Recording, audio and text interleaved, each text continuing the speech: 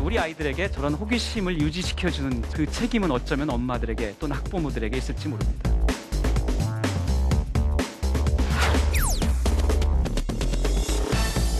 자, 2014년 올해 미국에서 가장 인기 있는 직업 1위가 수학자였습니다.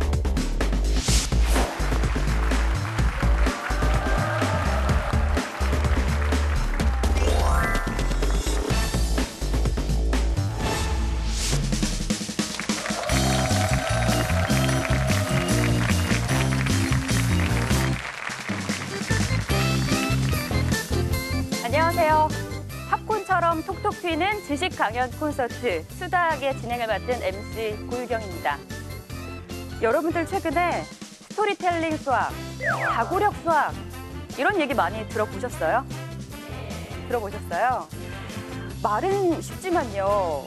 부모가 자녀에게 너 사고력 수학 한번 해볼래?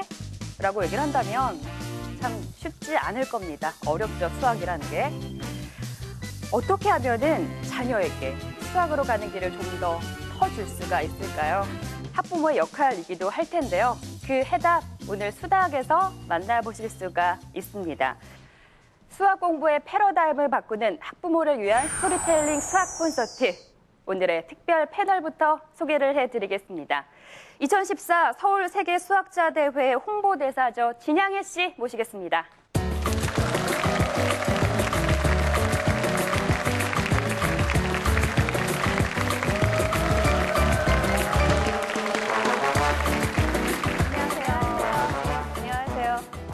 오늘은 좀 특별한 타이틀로 인사드려야 될 것 같은데요. 안녕하세요. 여러분 이렇게 이런 자리를 통해서 만나 뵙게 돼서 참 반갑습니다. 2014 세계 수학자 대회 홍보대사 진양혜입니다. 반갑습니다. 네. 네, 사실 어떤 저는, 대회인가요? 2014 세계 수학자 대회를 좀 말씀드리면은요, 4년마다 열리는 수학계의 대축제라고 할 수 있습니다. 2014 올해 8월에 우리나라 서울에서 열리고요. 전 세계 한 100여 개 나라 수학자 5천여 명 정도가 참여하게 됩니다. 지난 4년 동안 수학계에 있었던 업적들을 좀 평가하는 자리이고요. 아마 관심 있으신 분들은 다 아실 거예요. 그 수학계 노벨상이라고 불리죠. 필즈상 수상자가 발표가 됩니다. 상금이 아주 어마어마하고요. 어떤 또 새로운 스타가 탄생이 될지 많은 분들께서 관심을 갖고 있고요. 또 그리고 주최국의 국가 원수가 직접 상을 수여하기도 하죠. 그 역사적으로 보면 이렇게 수학이 융성하면 그 세계를 리드하는 걸 볼 수 있는데요. 우리나라에서 사실 이런 수학자 대회가 열린다는 게 좀 아주 가슴 뛰기도 하고 설레기도 네. 하고 저 개인적으로는 그렇습니다. 그러면 오늘 이 수다학 첫 번째 강연을 해주실 분을 모셔야 되는데요. 네. 요즘 굉장히 바쁘신 분이라서 저희도 아주 어렵게 섭외를 했습니다. 그런데 진양혜 씨랑 굉장히 좀 각별한 관계시라고 들었는데 직접 소개 좀 부탁드릴게요. 네, 제가 아주 존경하는 수학자이시기도 하고요. 사실 우리나라에서 이 대회가 열릴 수 있도록 정말 많은 애를 쓰신 분이기도 합니다. 2014 세계 수학자 대회 조직위원장이신 박형지 교수님을 여러분께 소개합니다.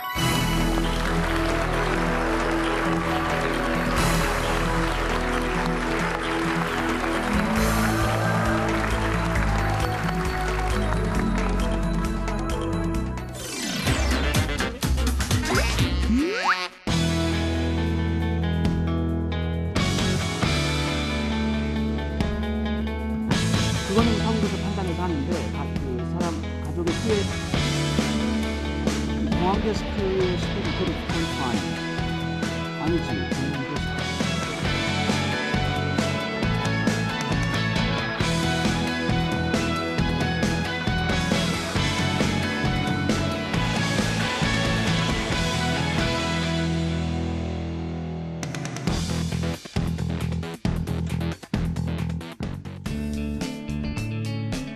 고등학교 때 읽은 그 아인슈타인 전기 때문에 물리학자가 되고 싶었어요. 그래서 대학은 물리학과에 갔죠. 그랬다가 갈로아라는 사람의 수학을 배웠는데요. 2000년 넘게 못 풀고 있던 그 난제를 풀어낸 그 새로운 수학을 보고 충격을 받아서 평생 수학을 해야 되겠다 생각을 했습니다.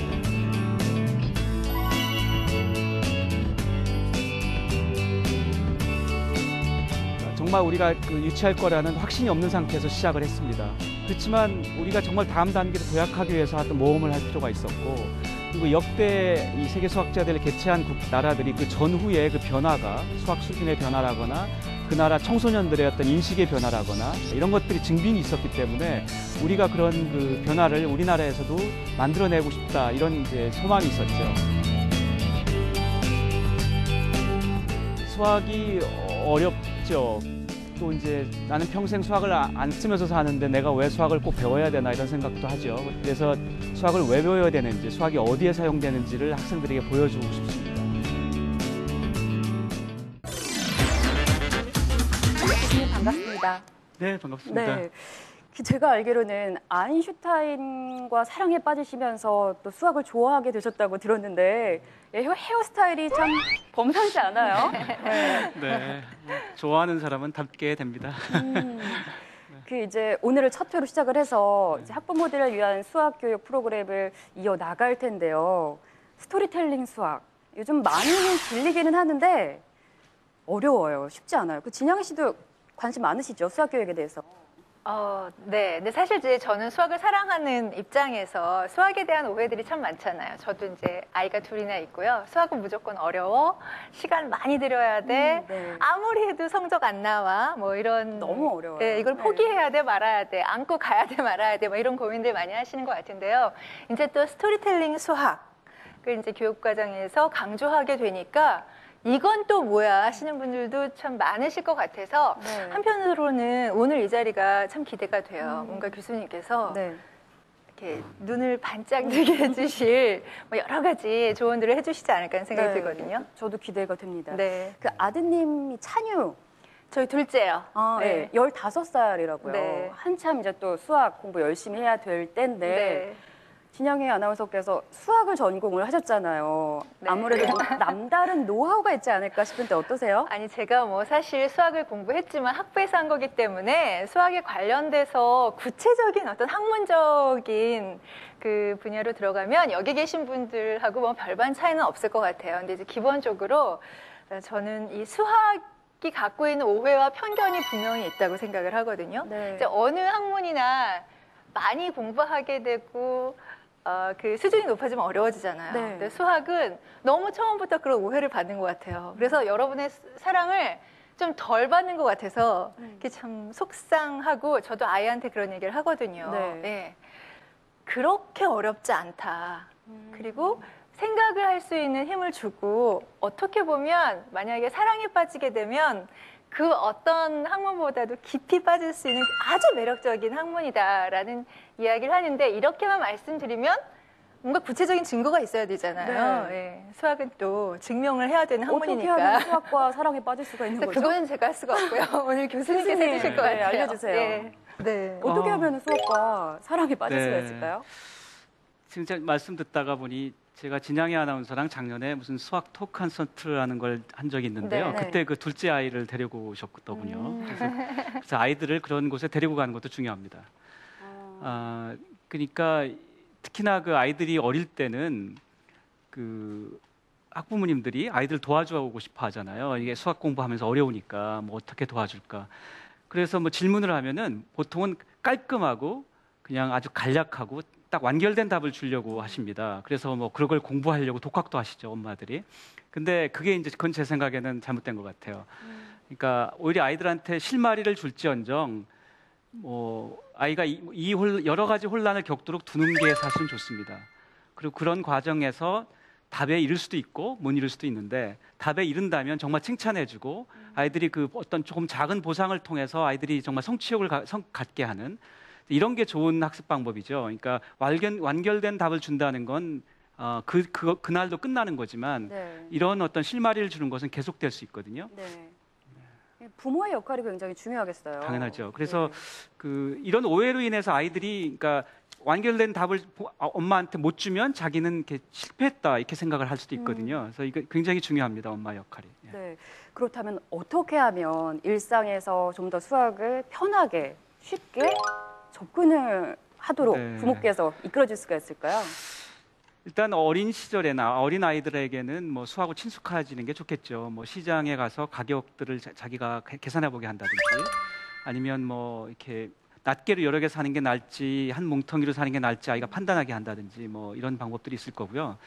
이제 아이가 좀 더 커가면 뭐 이제 수학 퍼즐 같은 거를 좀 해보게 할 수도 있습니다. 네. 그리고 좀 더 커가면 이제 아이들의 관심사가 다양해지거든요. 뭐 역사에 관심을 갖게도 되고, 문학에도 되고, 음악에 관심을 갖게도 되고. 그래서 수학과 어떤 그런 역사나 음악이나 과학, 뭐 또는 이제 이제 미술 같은 이런 것들과의 어떤 연계 같은 거를 볼 수 있는 기회를 주시는 것도 좋습니다. 그럼 자기의 관심사와 이어지면 관심이 생기거든요. 네. 그러니까 콘텐츠가 필요합니다. 이런 것들 연결해주는 콘텐츠가 주위에 많지 않아서 엄마들이 얘기해주고 싶어도 할 수가 없잖아요. 그래서 그런 그 스토리텔링이라는 게 제 생각엔 바로 이런 콘텐츠들을 제공하는 역할일 겁니다. 네. 그러니까 뭐 올해만 해도 뭐 수학과 예술을 주제로 하는 그런 또 큰 학회가 저희 그 세계 수학제대 기간에 자매 학회를 또 같이 열립니다. 과천과학관에서. 거기에 아이들을 데리고 가셔서 뭐 수학적인 방법으로 만들어진 뭐 예술 작품도 좀 구경하시고, 음악 작품도 뭐 감상하시고, 뭐 이런 것들을 아이들이랑 같이 하면서 그 아이들이 자기의 관심사와 연계할 수 있도록 도와주시면 좋습니다. 네, 참 쉬우면서도 어려울 것 같고요. 네. 하나씩 이제 교수님께서 가르쳐 주시리라 믿습니다. 그래서 오늘 강연 주제가 미래 세상을 바꾸는 수학인데요. 우리 삶을 바꿔주는 수학의 중요성, 박형주 교수님께 들어보도록 하겠습니다.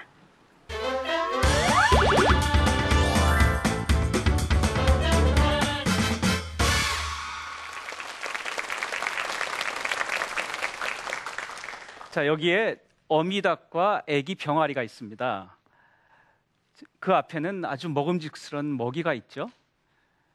자, 이 그림은 2005년에 노벨 물리학상을 받은 테오도르 헨시 교수님이 노벨상 수학 강연을 하면서 보여준 그림입니다. 자기는 어린 시절에 천재가 아니었대요. 뭐 그다지 영특하지도 않았고, 그분이 자라서 뭐 대과학자가 될 거라는 생각은 아무도 안 했답니다.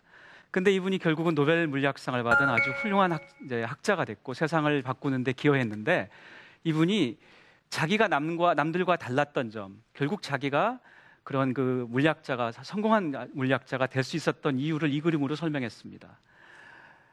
저 앞에 먹이가 있어요. 저 어미닭이 먹으려고 노력하고 있죠. 근데 지금 그 앞에 난관이 있습니다. 못 가는 거예요. 그런데 열심히 계속 노력은 하고 있죠. 자, 그래서 목표 지향적인 사람. 근데 그 옆에 병아리가 있습니다. 엄마가 열심히 노력하고 힘들어하는 건 뭐 잘 모르죠. 뭐 그냥 룰루랄라 이렇게 맘대로 하다가 이렇게 뒤로 돌아갔어요, 그죠? 근데 결국 모이를 누가 먼저 먹습니까? 병아리가 먼저 먹죠. 그래서 이 헨시 교수님 말씀은 자기는 병아리였다. 그리고 그 병아리의 태도를 평생 간직했다. 그러니까 호기심을 가지고 호기심 지향적인 사람, 호기심으로 움직이는 사람이었는데, 그래서 자기보다 훨씬 더 많이 알고 많이 배우고 그런 엄마 닭이 난관을 못 넘고 있을 때 자기는 그냥 이미 먹이 앞에 가 있었다. 이제 이렇게 자기의 그 노벨상 수학의 감격을 표현했습니다. 그래서 우리 아이들에게 저런 호기심을 유지시켜주는 그 책임은 어쩌면 엄마들에게 또는 학부모들에게 있을지 모릅니다. 자, 여러분, 인기 있는 직업들은 시대에 따라 바뀌죠. 자, 2014년 올해 미국에서 가장 인기 있는 직업 200개를 조사했습니다. 이건 어쩌면 언론에서 보신 분들도 계실 겁니다. 1위가 무엇이었는지 아시나요? 네, 1위가 수학자였습니다. 자, 그리고 그 다음에가 뭐 대학 교수가 있고 쭉 내려갑니다. 여러분들이 아이들 기르면서 우리 아이가 커서 뭐가 됐으면 좋겠다라고 생각하는 그 리스트와 많이 다르죠? 자, 왜 이런 일이 일어났나를 얘기하고 싶습니다. 이러한 직업의 어떤 그 조사를 할 때 사용했던 기준은 어쩌면 이 시대의 젊은 사람들의 생각을 반영하고 있습니다. 요즘 젊은 사람들은 옛날처럼, 옛날에 그 세대들이 정말 그 열심히 일하고 뭐 많은 수익을 받고 뭐 그런 것들을 이제 그 인기 있는 직업에 우선에 두던 그런 시대하고 조금 달라서 자기 시간을 가지고 있고, 자기 시간에 가족들과 여행을 할 수 있고, 그리고 뭐 그 아주 위험한 그런 다칠 수 있는 그런 그 환경을 싫어하고 뭐 이런 것들이 이제 이전과 많이 달라졌습니다. 그리고 자기가 그런 자기의 시간을 즐길 수 있는 정도의 수입이 있다면 그 더 많은 수입을 충분히 희생할 수도 있는 그런 인생관들을 사람들이 갖고 있거든요. 그런 인생관이 반영되어 있는 이런 순입니다. 그러니까 위험하지도 않고 수학자들의 작업 환경은 자기 시간에 자기 편한 시간에 자기가 일하는 시간을 골라서 할 수 있고 그리고 그 굉장히 그런 그 깔끔한 직업인데다가 미국에서 수학자의 평균 수입이 10만 달러가 넘습니다. 그러니까 우리가 생각하는 그런 그 정말 뭐 1년에 몇십만, 몇백만 달러를 버는 월스트리트에서 일하는 그런 사람들, 그런 하지만 그로 인해서 자기 생활을 포기해야 되는 그런 것들이 이런 직업 우선순위에서는 다 반영된 거죠. 그래서 시대가 이렇게 변하고 있습니다.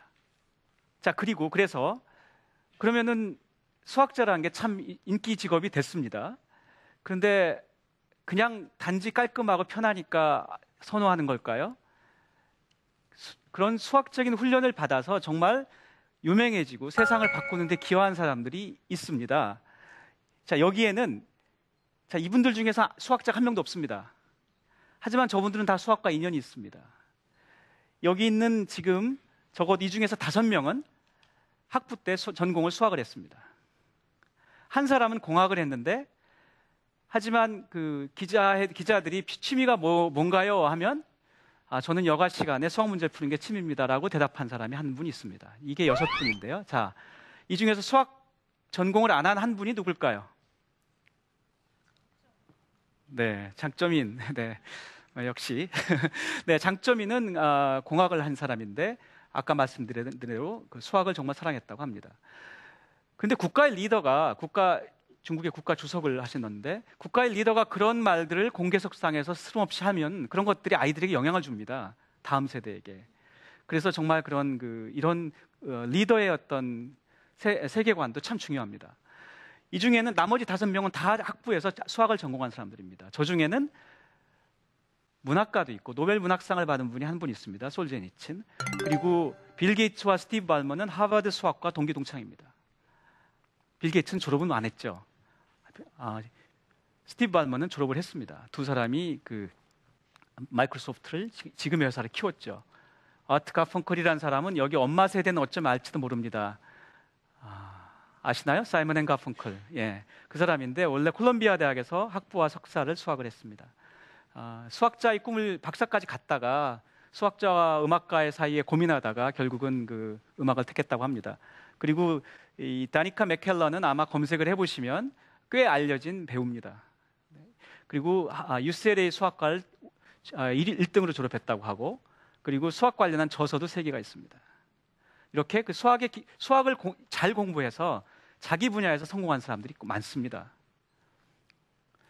조금 다른 사람들인데요. 이 사람들은 다 수학을 전공해서 자기 분야에서 성공했다고는 좀 다르고요. 이 사람들은 다 수학을 박사까지 한 사람들입니다.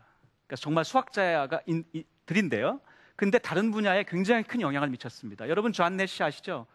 뷰티풀 마인드란 영화에 나오는 주인공입니다. 노벨 경제학상을 받았습니다. 근데 저분의 수학 박사 논문이 결국 경제학에 영향을 미쳐서 경제학상을 받았죠. 나이팅게일은 다 아시죠? 백의의 천사.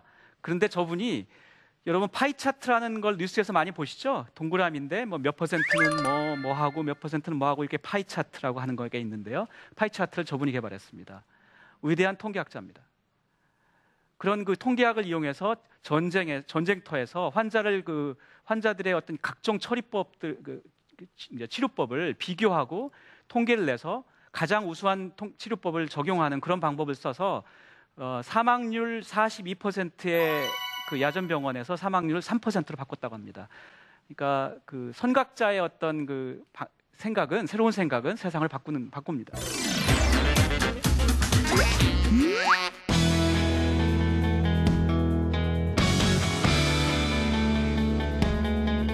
그거는 사무소에서 판단해서 하는데 사람 가족의 수에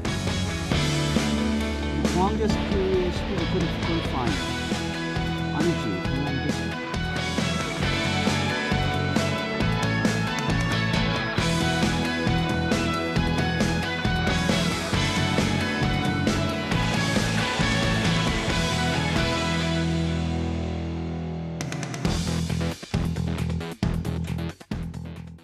네, 교수님 강연 참 잘 들었습니다.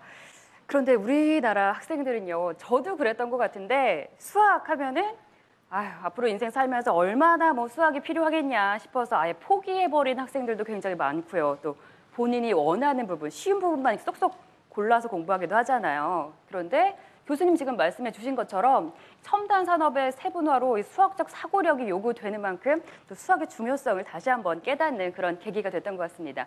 진영애 씨는 어떻게 보셨어요? 아, 네.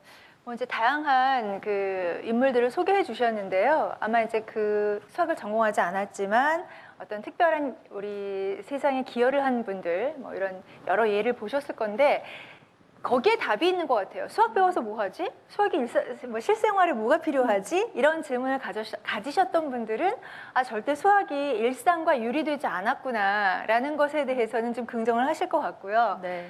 그러면 어떻게 수학을 공부하는 것이 좋을 것인가에 대해서도 한 걸음 더 나간 고민도 하시게 될 것 같고요. 네. 저도 이제 실제로 방송을 하면서 다양한 우리나라의 그 유명한 분들 아니면 업적을 이룬 분들을 만나잖아요. 그럼 의외로 진짜 수학 공부하신 분들이 많아요. 그래요? 유명한 작곡가라든지 아니면 연주가라든지 아니면은 뭐 그 문필가라든지 알게 모르게 학부에서 수학을 하신 분들이 참 많거든요. 그러니까 뭔가 이게 연관성이 분명히 있다라는 걸 아마 여기까지의 강의에서는 눈치채시지 않으셨을까 하는 생각이 들어요. 네. 계속해서 이제 교수님과 진영애 씨와 함께 네. 미래의 세상을 바꾸는 수학 이야기 계속 들어볼 텐데요. 미래를 알려면 과거 또한 알아야 되잖아요. 강연을 듣다 보니까 정말 궁금해졌어요. 우리 어떻게 수학이 등장을 하게 된 건지 들어보도록 하겠습니다. 네, 이 아이들이요. 제가 그런 말 직접 들은 적이 있습니다. 수학을 누가 만들었나요? 그래요? 자기를 고문하기 위해서 만든 것 같아요.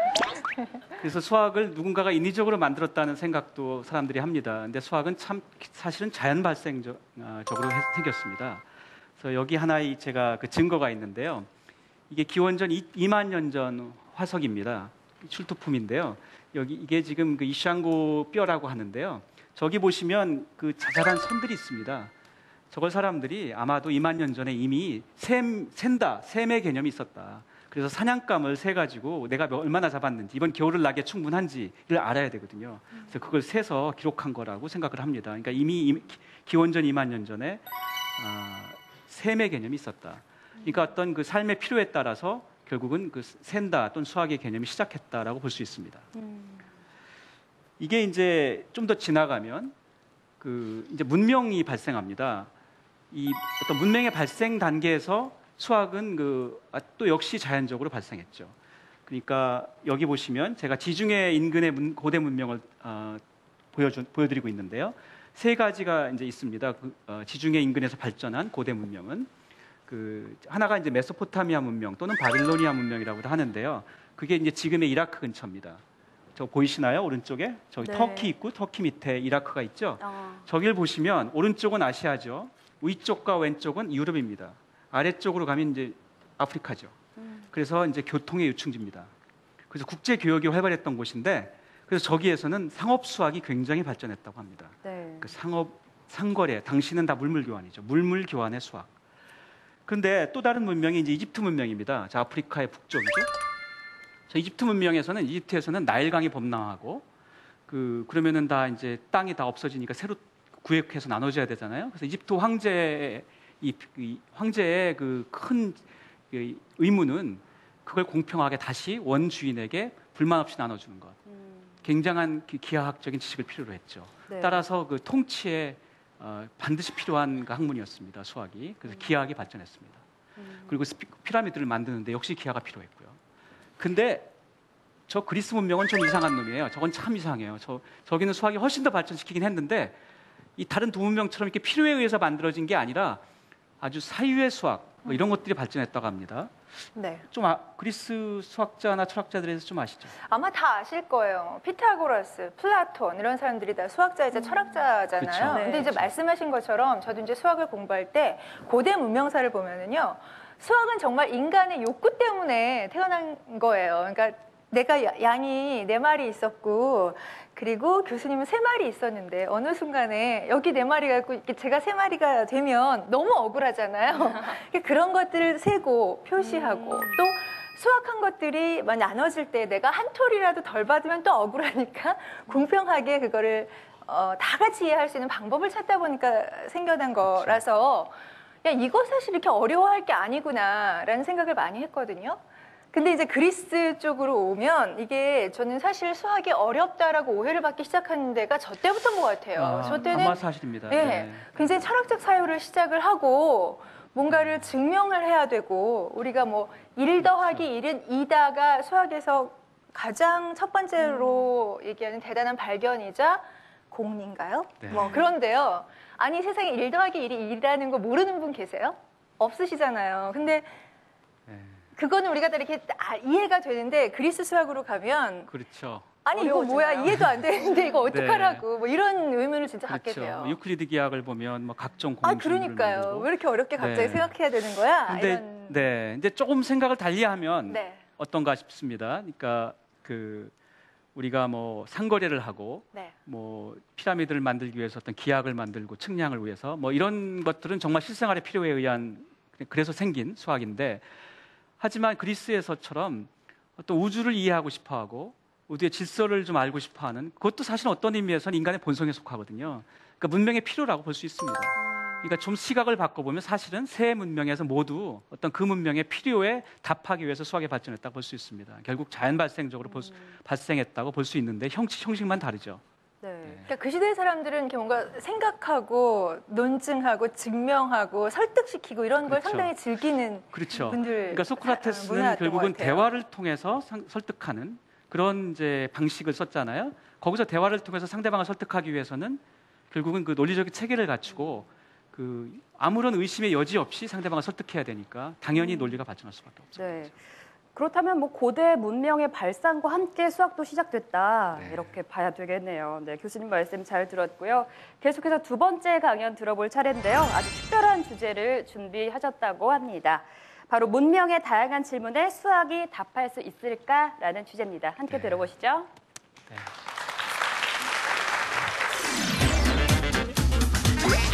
네, 고대 3대 문명에 의해서 봤듯이 수학은 그 문명의 필요에 답하고 또 그 질문에 답을 주는 그런 역할을 해왔습니다.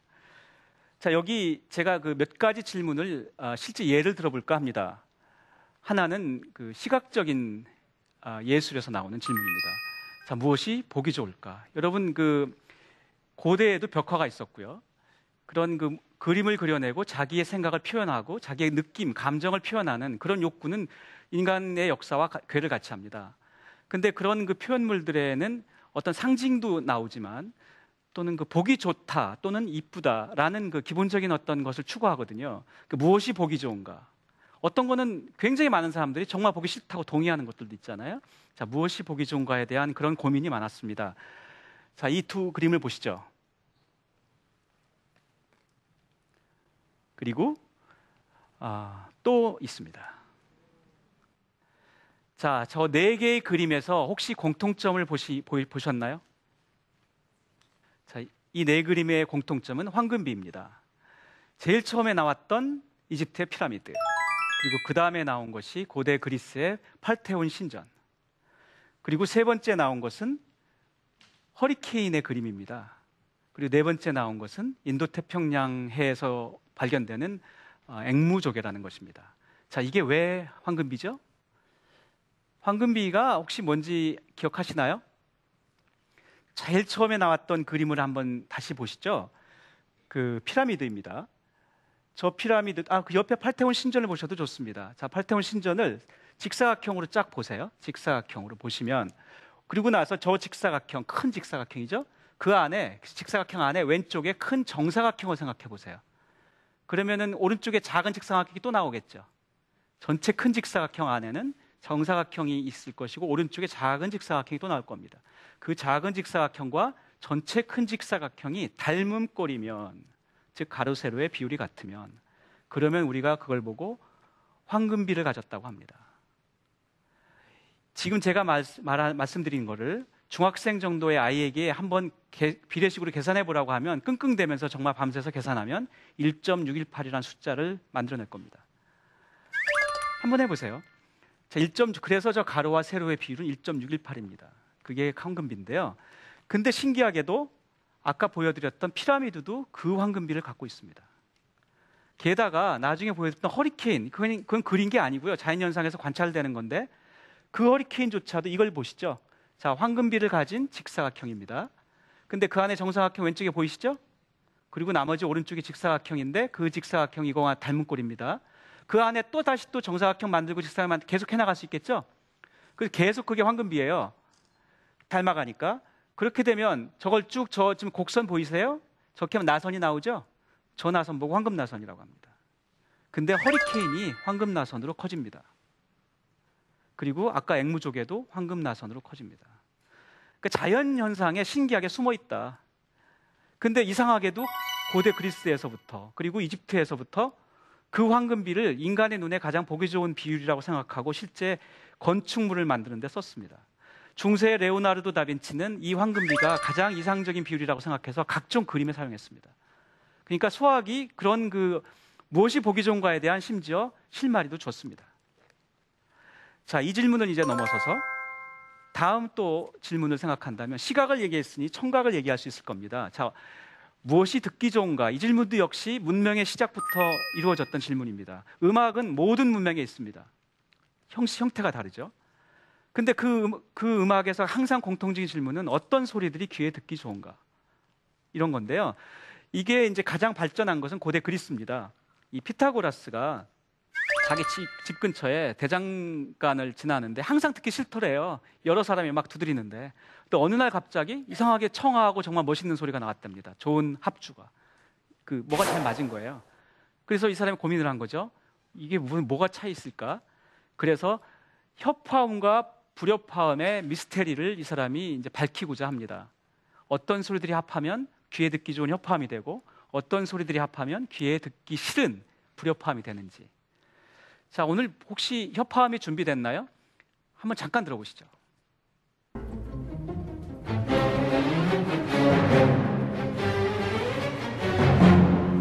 또 이번엔 불협화음을 들어보시죠.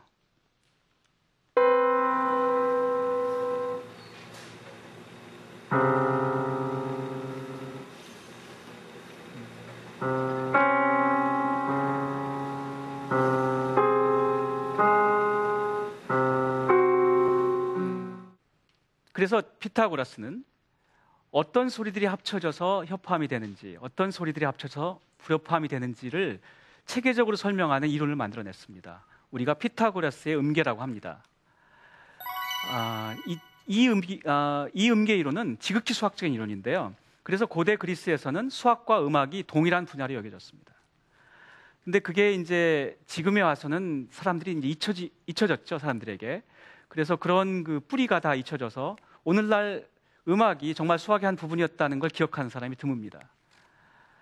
피타고라스 음계 이론은 너무나 발전된 이론이어서 현대에서 사용되는 음계 이론과 거의 흡사합니다. 그래서 우리 아이들이 정말 자기를 고문하려고 만든 그런 학문이 아니라 이런 음의 이론을 공부하려고 세상을 이해하기 위해서 정말 자연 발생적으로 만들어진 것이라는 걸 아이들이 이해할 필요가 있습니다. 자, 이제 21세기가 되었습니다. 이 시대, 그리고 우리 아이들이 살아갈 미래 문명은 어떠한 질문을 할 것이고 또 어떤 필요를 갖고 있을까요? 자연현상과 사회현상을 모델링하고 해결책을 제시할 수 있는가라는 질문이 아닐까 합니다. 자, 몇 가지 예를 들어보겠습니다. 여러분, 구글을 다 사용하셔 보셨죠? 검색을 할 때 씁니다. 어떤 단어를 좀 검색해 보시면 몇 페이지 막 쭉 나오죠, 결과가. 근데 많은 경우에는 본인이 찾고자 원했던 결과가 앞쪽에 대부분 있죠. 뒤쪽까지 가야 되는 경우가 드물게 있습니다만 뒤로 갈수록 자기 관심이 아니었던 게 나올 가능성이 많습니다. 자, 구글이 그 단어와 연관된 그 많은 일들을 도대체 어떤 기준으로 우선순위를 주고 분류해서 가능성 높은 걸 앞에다 두겠습니까? 네, 구글이 결국은 이것에 훌륭한 답을 해서 마술과 같은 답을 해서 다른 회사들보다 더 큰 회사가 된 거죠. 구글의 공동 창업자인 레리 페이지라는 사람의 이름을 딴 페이지 알고리즘이라는 게 있습니다. 페이지 랭크라는 게 있습니다. 일종의 알고리즘인데요. 페이지 랭크라는 알고리즘인데 수학적인 알고리즘입니다. 이 방법을 사용해서 그 나온 결과들을 어떤 형태로 그러니까 무게값을 줘서 그 값에 따라서 분류합니다. 그리고 구글의 공동 창업자인 그 브리는 스탠포드 대학의 응용수학 박사입니다. 구글은 철저하게 수학적 방식으로 성공한 회사입니다. 자, 그리고 여러분 페이스북 아시죠? 우리 그 얼굴 책인데 이 페이스북을 하시면 그 처음에 이제 자기 그 뉴스피드라는 게 뜹니다. 근데 거기 보면 자기 이제 지인들이 올린 뭐 각종 뭐 이렇게 포스팅이 뜨는데요. 그 중에 자기가 평상시 많이 보던 것, 관심 있는 것들이 앞에 뜹니다. 도대체 이놈이 뭘 근거로 그런 걸 하는 거죠? 역시 엣지랭크라고 하는 역시 수학적 알고리즘을 씁니다. 그래서 구글과 페이스북은 철저하게 수학적 방식으로 성공한 회사들입니다. 사람들이 몰라요. 그래서 게다가 좀 더 생각을 해보죠. 여러분 뭐 스카이프 뭐 이런 걸로 영상 통화 같은 거 해보신 적 있으신가요? 네, 영상 통화는 어떻게 합니까? 그 영상 신호를 디지털 신호로 바꿔서 뭐 보낸다는데, 근데 가다가 이게 공기에 뭐 어디가 부딪히고요, 뭐 온도 차이도 나고 이게 우여곡절이 많습니다. 도착하면 디지털 신호가 변질된 신호가 갑니다. 그걸 원래 신호로 바꿔서 다시 들어야 되거든요. 거기 그 변질된 신호에서 에러를 다 찾아내서 자동으로 고치는 수학 이론이 그걸 가능하게 합니다. 코딩 이론이라고 합니다. 게다가 요즘은 인터넷 상거래를 합니다. 근데 뭐 해커들 때문에 문제 많잖아요. 뭐 그래서 우리 인증 문제도 나오고 아주 이게 그런데 이러한 그 정보 보안의 문제, 인터넷 상거래에서의 자기 그 인증 문제 이런 것들을 가능하게 하는 이론은 수학의 한 부분인 암호론이라고 합니다. 이제 암호론은 수학의 아주 중요한 부분이 됐고, 그리고 그 수학자들은 이 암호론을 통해서 지금도 해커와 전쟁을 벌이고 있는 중입니다. 자, 이렇게 문명의 다양한 필요에 의해서 질문들이 주어졌고, 수학은 그것에 마술적으로 정말 훌륭한 답을 해왔습니다. 시대에 따라서는 그 질문들이 예술적이기도 하고 철학적인 것이기도 했죠. 하지만 21세기에는 세상이 변화하는 속도가 빨라지고 있습니다. 그래서 그 질문의 폭과 종류가 훨씬 많죠. 그래서 미래를 준비해야 하는 우리 아이들은 이러한 질문에 답할 능력을 쌓아가야 합니다. 지식의 양이 중요한 게 아니라 새로운 지식을 이해하고 흡수하는 능력이 훨씬 중요한 시대입니다. 많이 배웠어도 몇 년 지나면 다 옛날 지식이 되거든요. 부모들이 아이들을 잘 가리키고 논리적인 사고를 가리켜서 미래에 준비시켜야 합니다. Fine. 아니지.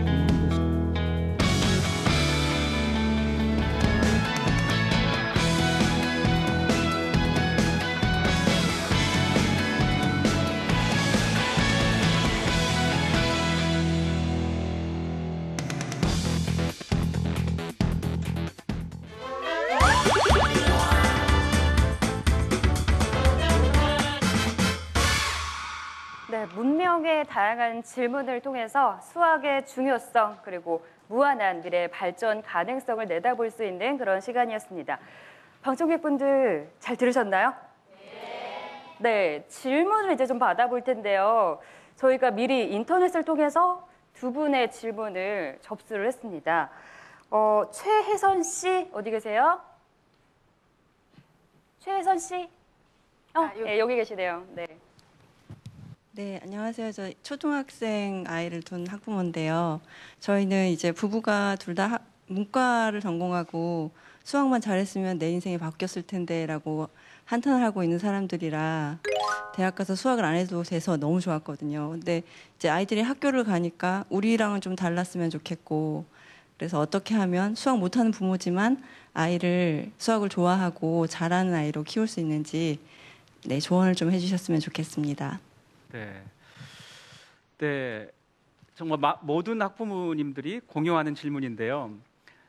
근데 제 생각에는 이거를 방법을 잘 고민해. 이거 어떻게 문제가 아닌 것 같아요. 그러니까 이거를 이렇게 가르치면 좀 더 아이가 쉬울까 이런 문제가 아니고 수학은 어려운 거거든요. 근데 아이들이 너 이거 사실 쉬운 거야. 아이들이 그러면은요. 나는 왜 쉬운 건데 못하지? 아이들이 열등감 느껴요. 그래서 수학은 어려운 것이다. 하지만 이걸 하고 나면 너가 미래에 너 뭐 하고 싶니? 뭐 너 경제학을 하고 싶어? 뭐 아니면 뭐 너가 하고 싶은 일들에서 너가 이 수학을 가지고 뭘 할 수 있을 거야라고 그러니까 미래의 자기 일 역할과 연계시켜주고 그래서 동기를 줘서 그 어려움을 넘어서게 해줘야지 어렵지 않아라고 얘기하는 건 사기입니다. 아니, 제가 같은 학부모 입장에서 말씀드려도 돼요, 교수님? 네, 허락해 주시면 잠깐. 말씀해 주세요. 네. 저는요, 수학을 못해도 된다고 생각해요. 왜냐면 우리나라는 지금 수학 점수가 너무 중요하잖아요. 대학을 가려면, 뭐 진학을 하려면, 월급을 많이 받으려면. 죄송해요, 교수님. 네. 근데 정말 중요한 건 방금 말씀하셨잖아요. 그 많은 정보 중에서 내가 필요한 것을 찾아내고 내 것으로 만드는 것. 그거는 수학적 능력이거든요. 그러니까 그거를 키워주는 게 훨씬 중요한 것 같아서요. 문과시지만 내가 수학 너무 싫어하고 모른다고 생각을 하시지만 수학적 탤런트가 있으실 수 있잖아요. 그럼요. 네, 그러니까 두려워하시지 않으셔도 될 것 같고요.